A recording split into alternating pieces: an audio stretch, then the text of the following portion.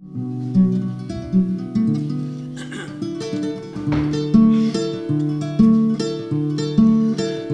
de Samboca, samorenguesa, para ir a Saña. Buenos días, estáis de verdad en las jornadas de las jornadas. De verdad, la gran jornada de las jornadas, no hoy, sino estas jornadas. No hay ningunas iguales en muchos sitios, no las hay. Porque una y otra vez, cada año se van superando. Son las jornadas que se hacen desde el ingenio, desde el compromiso y desde el corazón. No desde el ingenio azucarero, que también, pero sí desde el ingenio de la cabeza, y desde el compromiso que se tiene con las conciencias y del corazón. Hoy hablar de Manuela es hablar de esto, es hablar de... Que te lo acerques más. Ah, que me acerque. Pensaba que quería que me acercara a ti, que también. Vale, fenomenal. Quiero decir que es desde su ingenio, con su compromiso y con su corazón, es lo que ha trabajado en su vida. Empezó como abogada laboralista. La vida ya la conocéis, pero vamos, se tiene que hablar un poco. Empezó como abogada laboralista. Yo tengo la suerte de serlo también. No como ella, pero tengo la suerte de serlo. Y un par de compañeros aquí también lo han sido. Luego ha seguido como una jueza magistrada magnífica. Ha sido vocal del Consejo de la Abogacía. Y ha sido alcaldesa de Madrid desde el 2015 al 2019. Tratando y consiguiendo transformar una ciudad que poco a poco se la van destransformando. Pero ella es una de las grandes trabajadoras para la democracia y para la lucha en España. Tiene dos cosas también muy importantes. En primer lugar, tiene un premio que se llama Liberpress, le han dado un premio Liberpress, con un rodillo, que es importante, pero es que es bueno. Y además es miembro de Juezas y Jueces para la Democracia, que es quien organiza, que también organiza desde el corazón, compromiso e ingenio a estas jornadas. Por tanto, ya digo, Manuela, ya veréis que cuando os habla desde eso, desde su corazón, desde su ternura, desde su cuidado por las cosas, que en una conferencia que dio en Barcelona me encantó lo que le dabas tú, cuidado que las mujeres hacen respecto a todas las cosas. Ella cuida a todos, cuida a las presas, cuida a los habitantes de Madrid, cuida a mucha gente. Sigo, pero creo que a pesar de tener una voz potente, no voy a repetirlo todo, pero ahora lo que voy a decir ya casi he acabado, ¿eh? Por tanto, quiero decirte, Manuela, que estamos muy orgullosos de que estés aquí, de que no cierres, pero que continúes con estas jornadas.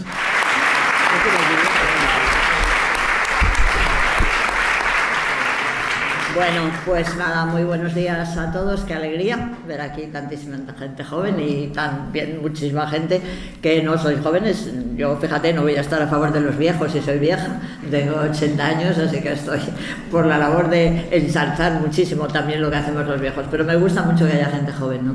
Y la verdad es que cuando me presentaban polifacética y con corazón, vale, pues venga, voy a explicaros. La verdad es que cuando yo ahora estaba esperando que os sentarais todos, incluidos los que estáis por ahí abajo, pues me acordaba de una escena en el tribunal, porque cuando yo era magistrada, en la última época de mi vida, estaba en la Audiencia Provincial de Madrid y pasaba pues algo parecido a lo que pasa hoy, ¿no? Que el tribunal estábamos ya sentados y que faltaba que entrara el preso o faltara que entraran los testigos o lo que sea, ¿no? Y entonces yo ahora os veía a todos ahí sentados, yo aquí, y de pronto me acordaba de aquellas escenas, ¿no? Por ejemplo, llegaba el preso y se sentaba ahí delante y aquí estábamos el tribunal. Y faltaban a lo mejor pues los que tenían que poner el aparato para la grabación o lo que fuera. Y estábamos así como mirándonos sin decirnos nada. Y yo decía, qué raro, ¿no? Esto no es normal. ¿Qué os quiero decir con esto? Que creo que a lo largo de toda mi vida lo único bueno que he podido hacer es ser normal en situaciones que se piensa que uno tiene que ser anormal. Esa es un poco la dificultad. Entonces, claro, yo en aquella ocasión me veía el preso ahí sentado, el tribunal constituido y unos mirándonos enfrente. Entonces yo aprovechaba para decirle, bueno, mire, vamos a tardar un poco porque es que falta que venga el de la grabación o lo que sea. ¿Le parece que aprovechemos el rato para hablar? ¿Qué tal en la prisión? Entonces la gente me decía, pero ¿cómo haces esa pregunta? ¿Por qué no? Porque lo que hay que ser es normal. Y sobre todo porque tú tienes que tener muy claro que siempre tengas la autoridad que tengas el rango que tengas, ostentes el poder que ostentes, lo importante es que tú te debes a los demás, te debes al otro. Y lo más que tienes que hacer con el otro es conocerlo, escucharlo, para respetarlo. Vale, y así ha sido siempre. Yo me acuerdo que ya empezó a llamar mucho la atención cuando yo era jueza, porque yo siempre le daba la mano a la persona que venía presa. ¿Qué tal? ¿Cómo estás? Me decían, pero ¿cómo te atreves a decir eso? Te van a decir que están pues jodidos, ¿no? Yo decía, no, porque sinceramente si yo trato igual a una persona presa que a una persona no presa, de entrada estoy planteando el respeto que me merece una persona haya hecho lo que haya hecho. Entonces creo que eso es lo que de alguna medida pues ha llamado la atención. A mí me parece que no debería haber llamado la atención y que es lo normal, pero sé que en un mundo en el que la autoridad se entiende como quien manda, como quien ordena, como quien está en el podio, como quien tiene que ser obedecido, admirado y respetado, pues llama la atención. Y ahí estamos, ¿no? Bueno, pues de pronto soy alcaldesa. ¿Que por qué me hice alcaldesa? Pues yo qué sé, por una serie de razones. Yo me había jubilado de la judicatura. Me jubilé de la judicatura no porque no me gustara, que me gustaba mucho lo de la judicatura, sino porque cuando tienes una determinada edad, yo solo hablaba el otro día con personas más jóvenes que yo, pero ya no tan jóvenes como algunos de los que estáis aquí, la verdad es que como vas metiendo en la mochila de tu vida tantas experiencias, te das cuenta que tienes un tesoro en ti mismo y te viene una necesidad enorme de crear, de utilizarlo, de aprovechar ese tesoro, ¿no? Y entonces, pues yo estaba en la judicatura y dije, esto está muy bien, pero yo quiero hacer más cosas, quiero hacer otra cosa, y bueno, pues no sé, lo vivía, ¿no? Y bueno, nunca se me ocurrió meterme en política, nunca me había gustado tener una actividad política como tal, sin perjuicio de que la judicatura, como otras muchas profesiones, es política, en la medida que tú intentas, en ese caso resolviendo los conflictos, a veces aplicando castigos, a veces reconociendo derechos, lo que intentas es que la sociedad sea más feliz, que la sociedad sea mejor. Entonces sí había hecho esa política, pero no la de los partidos y tal, que no me interesaba. Pero bueno, por lo que fuera, resultó que al final dije que sí, y después de decir mucho que no, a la que sí, pues que me hice alcaldesa. Y de pronto llegué un día que dije, pues si soy la alcaldesa de Madrid, madre mía, ¿esto qué es, no? Yo me acuerdo que había algún día que yo decía, es que esto es muy fuerte, ¿no? Y de la noche a la mañana, casi sin pensar. Bueno, llegan más o menos, pues estamos en el año 16, estamos en el momento con los refugiados de Siria. Es decir, sabemos lo terrible que está ocurriendo, la cantidad de muchachos, niños que están muriendo, pasando el mar Egeo, porque están huyendo de la situación terrible de la guerra, ¿no?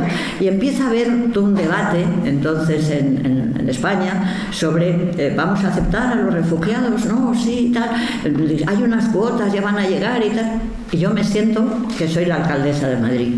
Y lo que pienso es que mi ciudad, Madrid, yo quiero que sea una ciudad, un lugar de acogida para todos, no solamente para los madrileños. Porque pienso que una ciudad, por definición, es aquella agrupación humana en la que se encuentra lo mejor para las personas que están allí. Intentamos que una ciudad proteja, que una ciudad acoja, que una ciudad dé posibilidades de vivir, ¿no? En el fondo, la historia de las ciudades partió de ahí. Cuando a lo largo de la historia se hacen las ciudades, es frente a los señores feudales, es la agrupación humana como tal, ¿no? En ese contexto, yo pienso, Madrid tiene que ser una ciudad de acogida para los refugiados de aquel momento. ¿Y qué hacemos? Pues como vemos que las cosas de la administración no funcionan, porque nadie nos dice si efectivamente van a llegar refugiados o no, nadie nos explica en qué condiciones, pues nos adelantamos. Y por primera vez en el Ayuntamiento de Madrid, en ese gran edificio que está en Cibeles, ponemos un letrero enorme que decía Welcome Refugees. ¿Por qué pusimos esto? Porque nos pareció que era lo que podíamos hacer para que desde todas las partes del mundo se supiera que una ciudad quiere acoger, ¿no? Me decían, ¿por qué lo has puesto en inglés? Digo, hombre, porque la mayor parte de los refugiados, desde luego lo que no lo van a entender es en español y en castizo, así que mejor será ponerlo en inglés, ¿no? ¿Qué pasó? Que esa sensación que de alguna manera yo traté de expresar con aquel letrero formaba parte de algo que tenía muy claro. ¿Qué ocurrió? Vinieron No sabíamos dónde estaban, pero llegaban, empezaban a llegar a Madrid y llegaron muchas más veces, ¿no? Y yo recuerdo como uno de los actos más emocionantes, cuando nosotros, sabiendo que nadie llegaba por el por el cauce, por el canal puramente burocrático que se había pensado. La gente llegaba a la estación de autobuses de Madrid. Llegaban a la estación de autobuses con tarjetas rojas, que son aquellas que identifican los procesos de deambulación, rotas, con pasaportes rojos, pero con pasaportes rotos, pero llegaban a Madrid. Entonces yo dije, mantengamos inmediatamente, organicemos una recepción. Aprovechando, pues cogimos una serie de instalaciones y hicimos la recepción, ¿no? Y yo fui a ver la recepción los primeros días, ¿no? Os aseguro que la emoción inmensa que para mí me significaba ver a todos esos muchachos que venían de los cayucos, que venían de haber sufrido ese calvario, que todos sabemos, que nos lo contamos muchas veces, pero que hay que seguir contándolo. Hay que seguir leyendo esas historias que ya están en nuestras bibliotecas, de ese sufrimiento permanente, ¿no?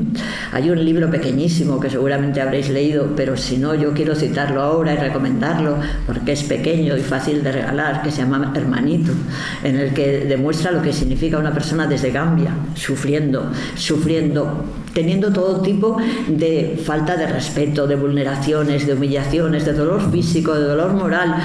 Bueno, claro, y de pronto ves a estas personas, las tienes delante, llegan allí, y lo primero que hacen es pedir por favor conectar los teléfonos móviles, ¿no? A mí aquello me emocionó muchísimo, porque ellos conectaban los teléfonos móviles para decir a sus madres: madre, estoy vivo, madre, estoy aquí, estoy vivo. Y yo en aquel momento sentía una emoción enorme, porque me daba cuenta que éramos capaces de establecer desde la mayor autoridad de Madrid, desde la Alcaldía de Madrid, ese mensaje que yo dirigía a aquellas madres que estaban en países que no sabía, que no identificaba, rostros que no veía, pero que oía el mensaje que para ellas llegaba: madre, estoy vivo. ¿Qué pasó a continuación? Aquellos muchachos, casi todos eran hombres en aquel momento, diría que todos, en aquel recuerdo que tengo, se levantaban y decían: merci, madame la maire, muchas gracias, señora alcaldesa, merci Madrid, merci España. Cuando oyes eso, te resulta difícil entender que haya gente que no quiera ser esa ciudad de acogida, ese país de acogida, cuando sabes que lo que te viene es un inmenso caudal de sufrimiento y tú lo puedes atenuar. Lo atenuas ¿por qué? Por el respeto, por la consideración, ¿no? A partir de ahí, pues tuvimos que hacer lo que todos sabemos, tener que convivir con una ley absurda, absolutamente absurda, como es la ley de extranjería. Esa gente, ¿qué iba a hacer una vez que llegaba a Madrid? No lo sabíamos, no podíamos ofrecerle casi nada.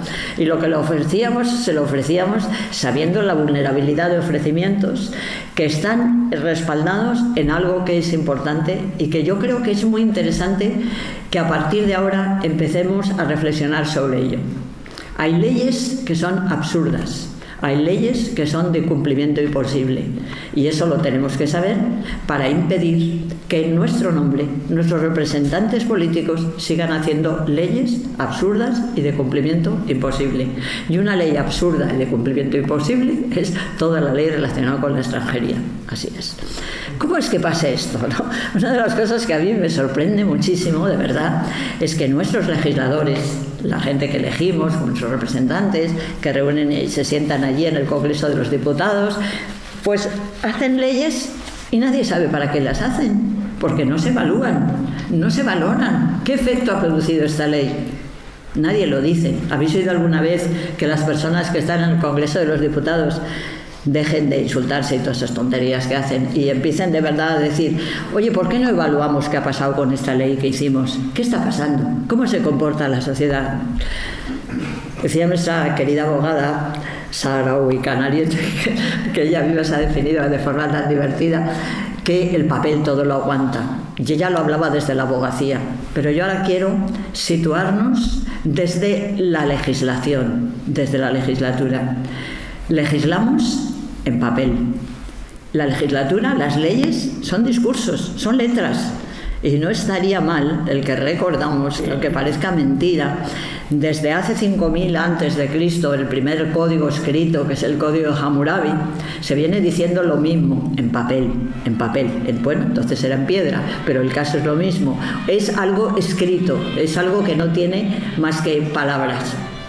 ¿Cómo es posible que desde el Congreso se pretenda cambiar la sociedad a través de palabras? La ley, yo digo que es 3D, es decir, la ley tiene que pensar el efecto que produce. ¿Qué es el efecto que produce?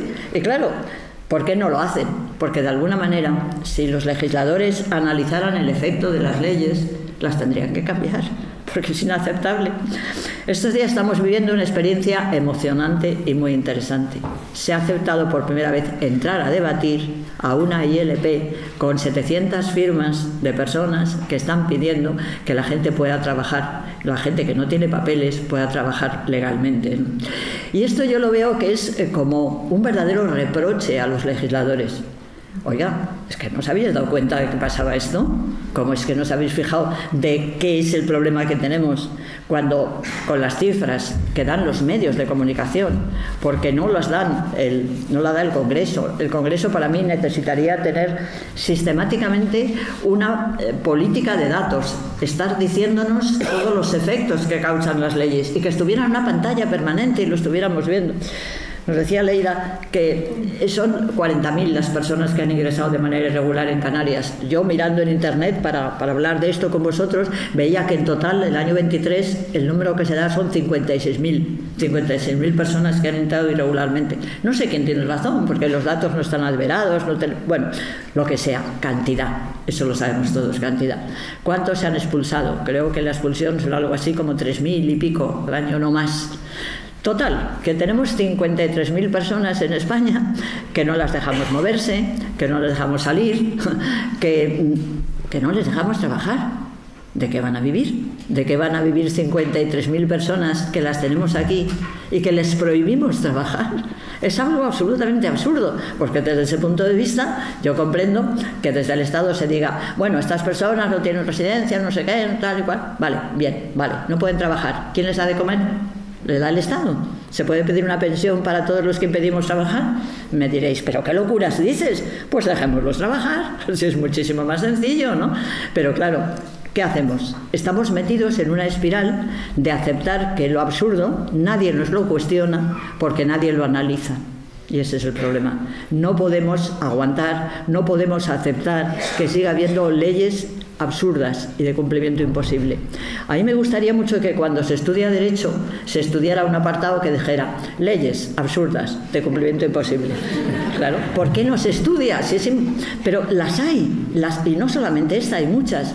Fijaros una cosa, quizá algunos que no estáis metidas con las cosas jurídicas, esto os puede llamar un poquito la atención, pero los que estamos en este medio desde hace mucho tiempo, sabemos que las leyes siempre, bueno, hay una cosa de, oh, la justicia tarda mucho, todo es muy lento, no sé qué, y de vez en cuando los legisladores van y hacen una ley y dicen, esto tarda mucho, debería tardar menos, y dicen, donde pone que tarda 5 días, que tarde 2, y que los jueces en lugar de hacer las sentencias en 3 días las hagan en 1, y uno dice, ¿pero esto se cumple? Eso se incumple siempre. Si hay algo que se incumple sistemáticamente son los plazos procesales. Pero lo fuerte es que lo dice el Tribunal Supremo. Dice, como ya sabemos que los plazos procesales no se pueden cumplir, y lo dice el Tribunal Constitucional. Es decir, os pongo un ejemplo muy clarito de leyes de cumplimiento imposible.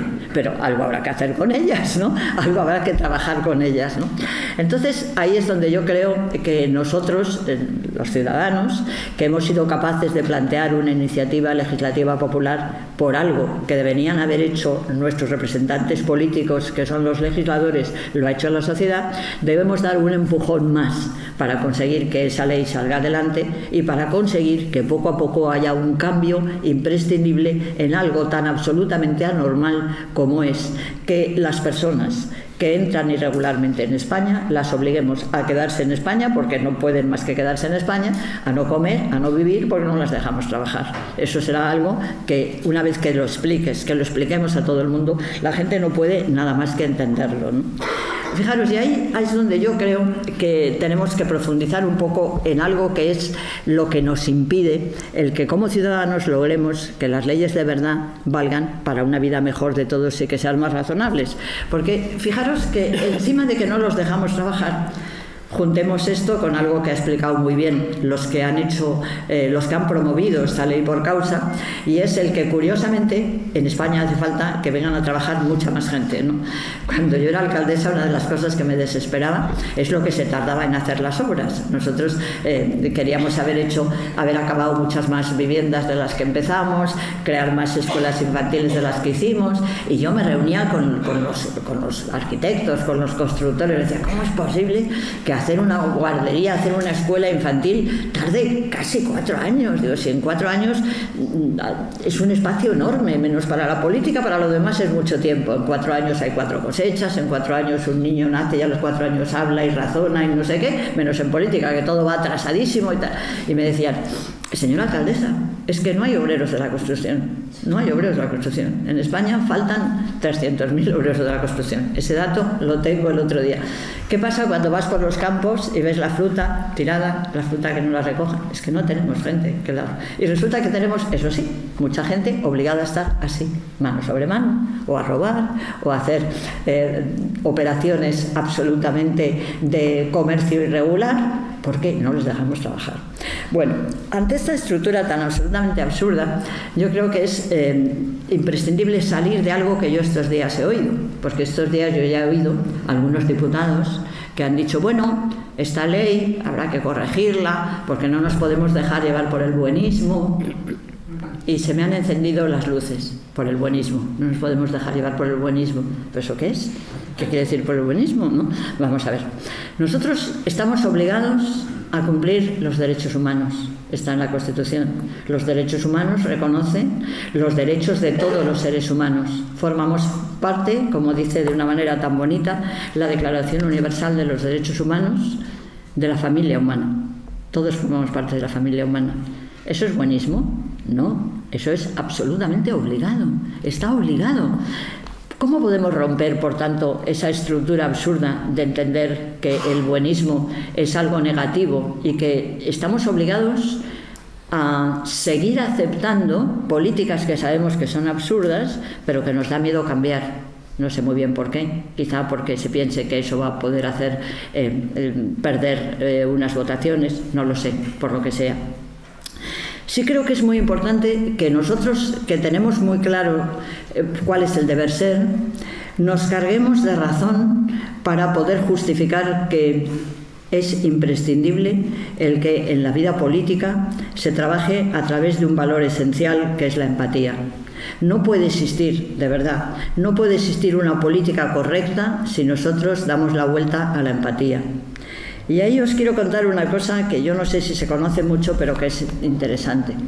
¿Por qué la sociedad, por qué la historia nos demuestra que la humanidad ha mejorado? ¿Somos mejores ahora que hace muchos años? Sí, ya sabemos que tenemos pasos atrás, que aunque nos parezca imposible que haya guerras que se diseñan como fueran del siglo XIX, están siendo en el siglo XXI. Pero hemos mejorado muchísimas cosas, la longevidad, la alfabetización, los derechos. Y entonces alguien se pregunta, ¿y por qué ha sido todo esto? Y yo ahí os recomendaría un libro que también es pequeñito y se lee pronto, que se llama La invención de los derechos humanos.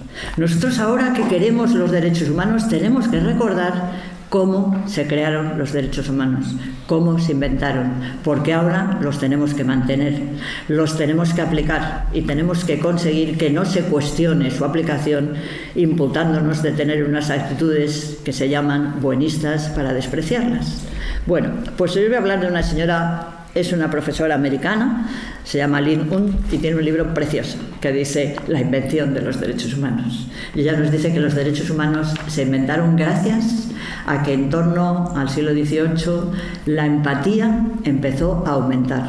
Los seres humanos empezaron a ver al otro como él, empezaron a identificarlo y cuenta cosas preciosas. Por ejemplo, en el libro explica mucho de cómo durante mucho tiempo la literatura había sido una literatura de cuentos guerreros, de violencias, de peleas entre animales, de peleas entre hombres y animales.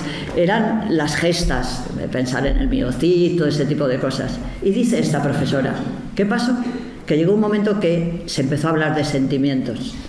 Hubo literatos que empezaron a contar lo que les pasaba. Y se empezó a hacer lo que se llamó la literatura de la correspondencia, porque efectivamente surgen muchas novelas, está Pamela de Richardson, están Rousseau, empiezan a salir muchas novelas que hablan de sentimientos, que hablan de lo que yo siento cuando tú me miras, que hablan de cómo el sufrimiento atenta a todo mi corazón, a toda mi forma de ser.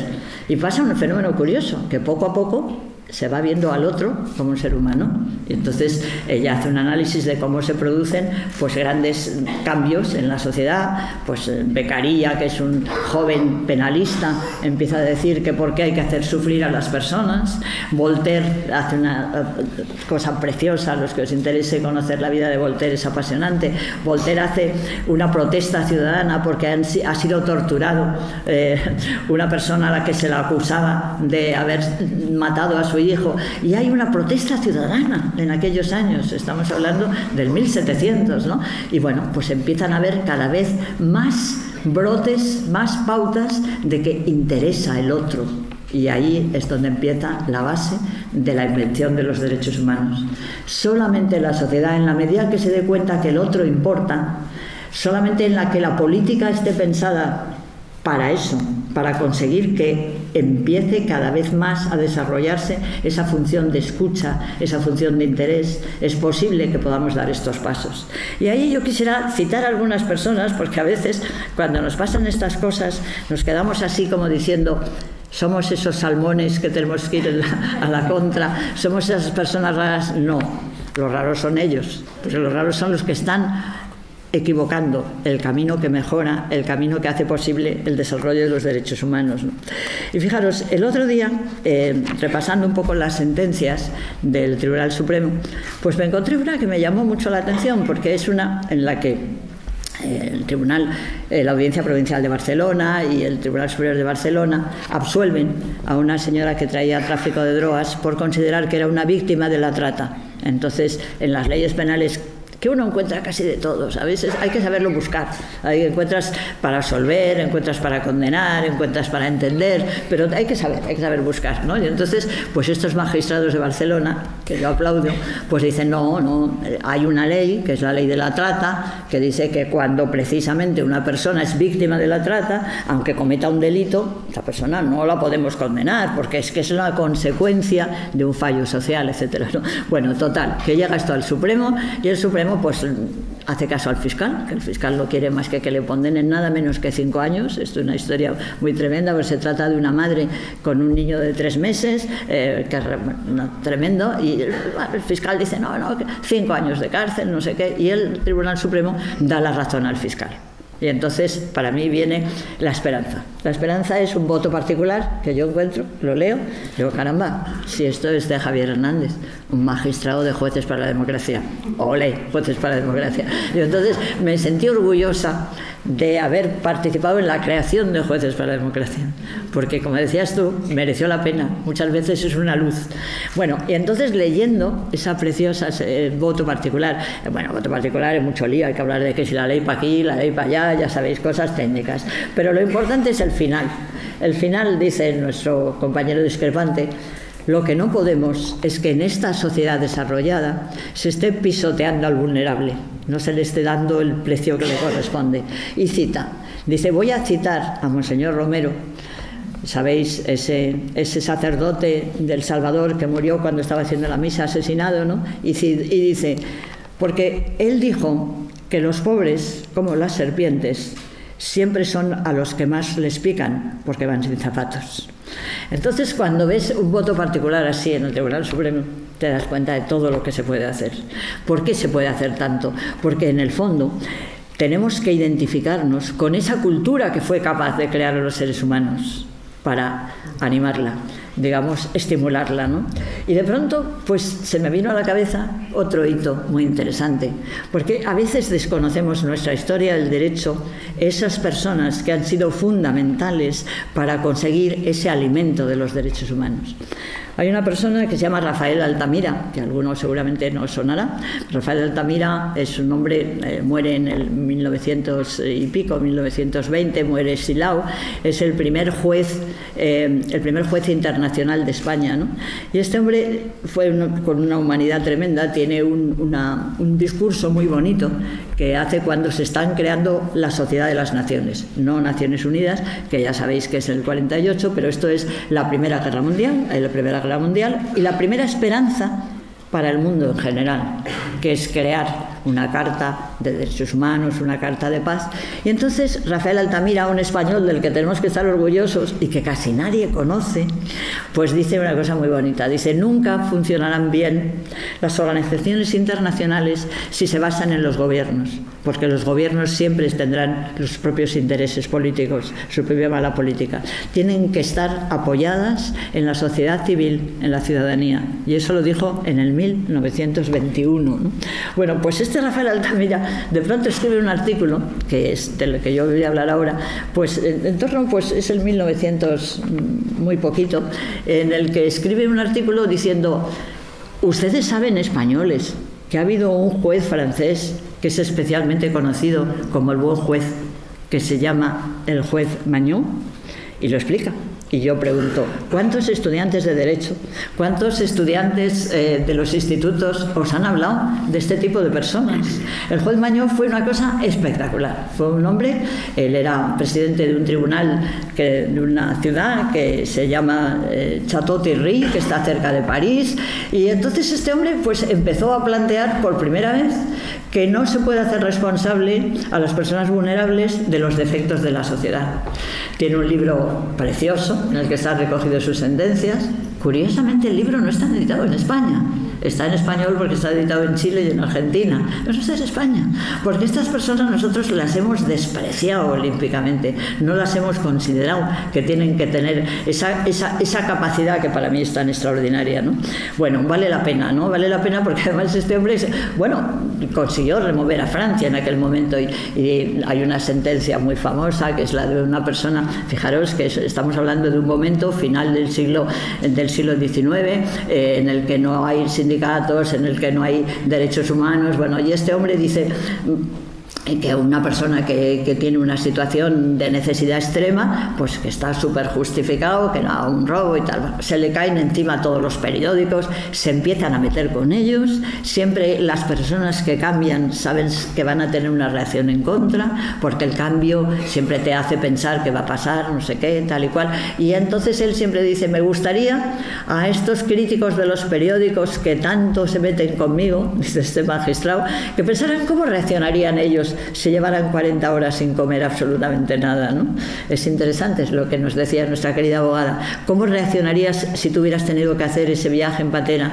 ¿Cómo reaccionarías si tú supieras que tu madre está sufriendo en tu país porque no sabes si has muerto? ¿Cómo reaccionarías, no? ¿Cómo es posible que no nos pongamos en la situación del otro, no?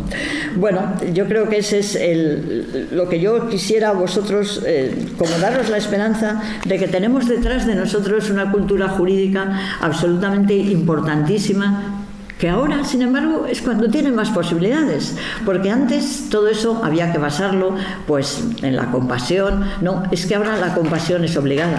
Es que ahora los derechos humanos nos obligan a pensar que el otro tiene los mismos derechos que nosotros, ¿no? Entonces yo creo que eso nos abre unas posibilidades enormes, que es las que yo quería trasladaros. Nosotros tenemos que tener la seguridad de que lo más importante ahora es que se sepa lo que pasa. Lo que no puede ser es que no sepamos lo que sucede. Entonces yo creo que hay que exigir al Congreso que el Congreso analice estas leyes que son de cumplimiento imposible y entonces a partir de ahí buscar alternativas, ¿no? Y las alternativas las tenemos que buscar encontrando siempre lo que nos une y abandonando lo que nos enfrenta, ¿no?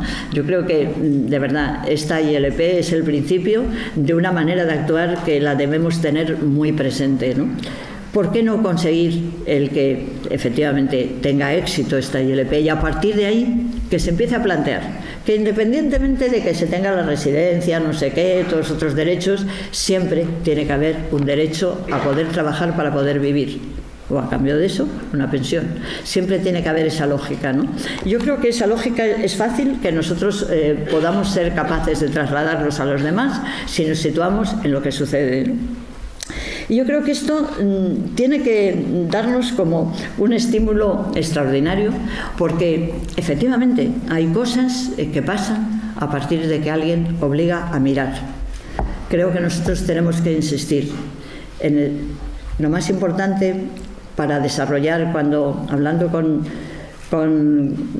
Luis Carlos sobre el título de la conferencia, hablábamos de la compasión y del revés del derecho. Nosotros creemos que el derecho en sí mismo obliga a la compasión, porque la compasión es una necesidad propia que surge de la empatía. Cuando el otro es como tú, el dolor del otro te afecta, y eso es la compasión, que es padecer con, estar con. Es el camino, pero al mismo tiempo es la estructura que debemos saber que es la que nos permite como sociedad cada vez ser mejores. Y creo que eso pues vale la pena tenerlo en cuenta. Nada más. Muchas gracias.